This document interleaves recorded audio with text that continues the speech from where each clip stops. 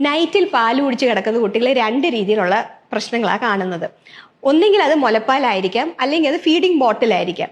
ഇനി ഇതിൽ ഏതാണെങ്കിലും നമ്മളിപ്പം മുലപ്പാല് രാത്രി കുടിച്ചിറങ്ങുന്ന എല്ലാ കുട്ടികൾക്കും പല്ലിന് കേട് വരണം എന്നില്ല.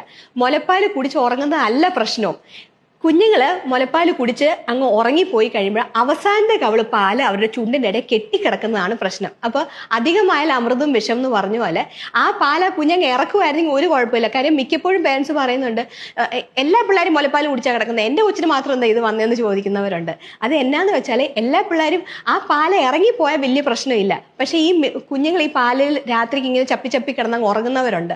അവരൊരു 2 കവള് പാല് കുടിച്ചു കഴിയുമ്പോൾ ആദ്യത്തെ കവളവരങ്ങ് ഇറങ്ങും, മറ്റേ കവള അവിടെ കിടക്ക് കൊച്ചങ്ങ് ഉറങ്ങിപ്പോവും. ഈ ഉറങ്ങിക്കിടക്കുന്ന പാലും പല്ലും തമ്മിൽ സമ്പർക്കം അധികം നേരം നിന്നാൽ, ആ പാലും പല്ലും അധികം നേരം മുട്ടി നിൽക്കുമ്പോഴാണ് അവിടെ ഇനാമൽ ഡീക്കെ സ്റ്റാർട്ട് ആവുന്നത്. ഇനി പേരൻസ് എപ്പോഴും ഒരു ചിന്തയുണ്ട്, കേടെന്ന് പറഞ്ഞാൽ ബ്രൗൺ കളറാന്ന്. അല്ല, നമ്മുടെ കുട്ടി രാത്രി പാല് കുടിച്ച് ഉറങ്ങി ആ പല്ലിൽ വൈറ്റ് ലൈനായിട്ടായിരിക്കും ആദ്യത്തെ സൈൻ ഓഫ് ഡീക്കെ വരാൻ പോകുന്നത്.